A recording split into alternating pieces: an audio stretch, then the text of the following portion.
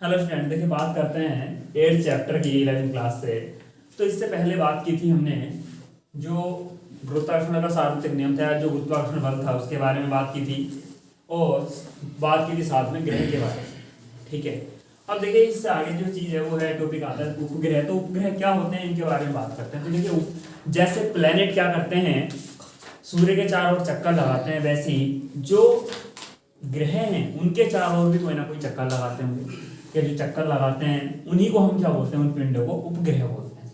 ठीक है, यानी सूर्य के चारों ओर चक्कर लगाने वाले कौन थे, ग्रह थे, और ग्रहों के चारों ओर चक्कर लगाने वाले कौन है, उपग्रह होते हैं। ठीक है, क्लियर हुआ। तो इनको क्या बोलते हैं, सैटेलाइट। देखिए दो तरह के होते हैं, एक होते हैं प्राकृतिक और एक होते हैं कृत्रिम। यानी एक तो होते हैं जो प्रकृति में स्वतः ही है हमारे पास, जैसे पृथ्वी के लिए आप चंद्रमा कह सकते हैं, बाकी ग्रहों के लिए भी होते हैं। ठीक, और अगर कृत्रिम की बात करें तो जैसे इनसेट 3D है, आर्यभट्ट है, तो इस तरह के जो हम वैज्ञानिकों द्वारा जो स्थापित किए जाते हैं किसी ग्रह की कक्षा में, तो उनको हम बोलते हैं कृत्रिम उपग्रह। तो दो तरह के उपग्रह होते हैं, कौन कौन से, एक तो प्राकृतिक और एक कृत्रिम। ठीक, ये तो होते हैं कि हाँ किस जो उपग्रह होते हैं वो कैसे होते हैं। अब देखिए बात करते हैं जो कृत्रिम उपग्रह होते हैं वो दो तरीके के फॉर्मेट में होते हैं। क्या, कौन कौन से, एक तो होते हैं भू स्थिर उपग्रह, फर्स्ट वाले होते हैं भू स्थिर उपग्रह, दूसरे होते हैं पोलर सैटेलाइट यानी ध्रुवीय उपग्रह। तो दो तरह के उपग्रह होते हैं। जो कृत्रिम उपग्रह वो दो तरीके के होते हैं, कौन कौन से, एक तो भू स्थिर उपग्रह और एक होते हैं ध्रुवीय उपग्रह।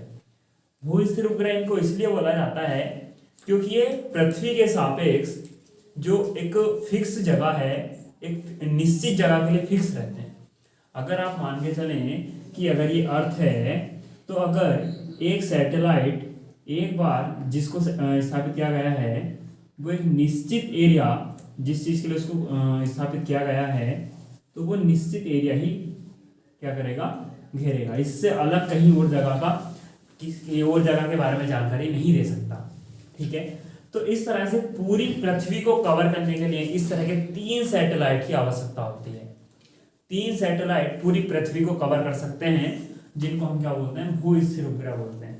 ठीक है, अब आप मान के चलिए कि यहाँ एक सैटेलाइट है और ये केवल एक ही सैटेलाइट की मैं बात कर रहा हूँ, बाकी मैंने आपको बता दिया कि 3 सैटेलाइट के जरिए पूरी पृथ्वी को कवर किया जा सकता है।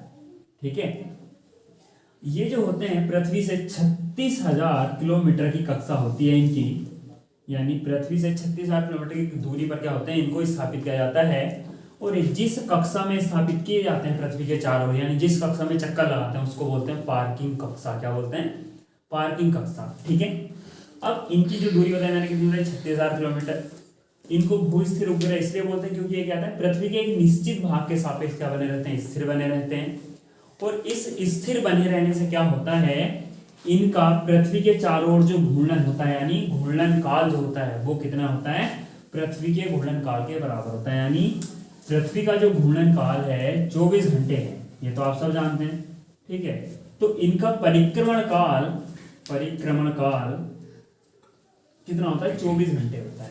कितने घंटे होता है, 24 घंटे होता है। यानी पृथ्वी का घूर्णन काल और इनका परिक्रमण काल क्या होता है, बराबर होता है। जो इस कंडीशन को फिल करेंगे वो कैसे उपग्रह होंगे, भू स्थिर उपग्रह होते हैं। कौन से, भू स्थिर उपग्रह। ठीक है, इनके जरिए जो बाकी आप 2 सैटेलाइट लगाए तो इसके जरिए पूरी पृथ्वी को कवर किया जाता है और पूरी पृथ्वी के बारे में जानकारी प्राप्त की जा सकती है। नेक्स्ट होते हैं पोलर सैटेलाइट। ठीक है, तो पोलर सैटेलाइट कैसे होते हैं, देखिए ये तो पृथ्वी के चारों ओर इस तरह से चक्कर लगाते हैं, जैसे पृथ्वी घूर्णन करती है वैसे ये परिक्रमा करते हैं उसके साथ साथ। लेकिन पोलर सैटेलाइट क्या है, आप देखिए पृथ्वी अगर इस तरह से घूमती है, जैसे मैं इस मार्क के कैप को घुमा के दिखा रहा हूँ, तो ये क्या करते हैं, जो ध्रुव होते हैं उत्तरी और दक्षिणी ध्रुव जो है, इस तरीके से इन पर क्या लगाते हैं, चक्कर लगाते हैं।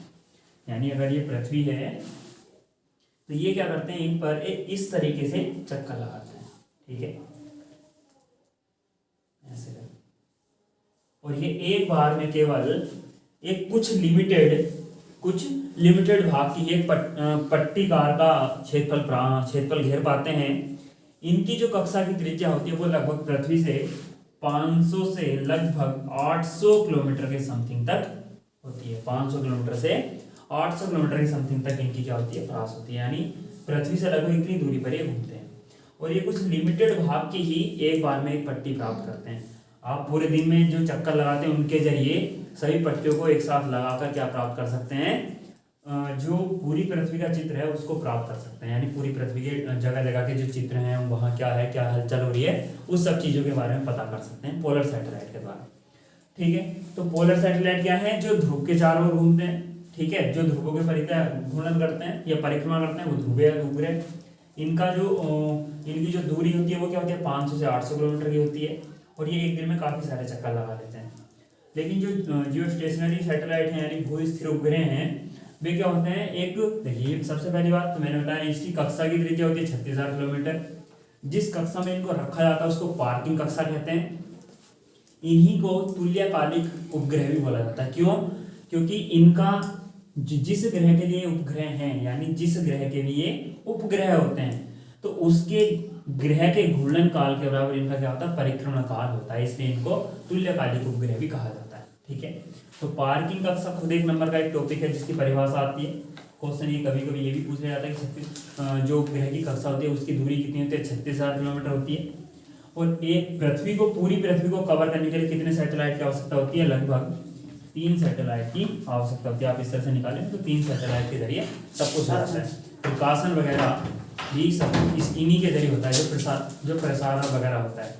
ठीक है, इन चीज़ों के जरिए होता है। तो ये सब कुछ था सैटेलाइट्स के बारे में। ठीक है, अब देखिए इसमें जो हमारे पास उपग्रह होते हैं इनके बारे में जो आपके जो उपग्रह हैं इनसे क्या क्या चीज़ और प्राप्त कर सकते हैं वो नेक्स्ट वीडियोज में और नेक्स्ट टॉपिक्स के अकॉर्डिंग बात करेंगे। तो थैंक यू फॉर वॉचिंग, और आई थिंक कि आपको समझ में आया हो। Thank you for watching.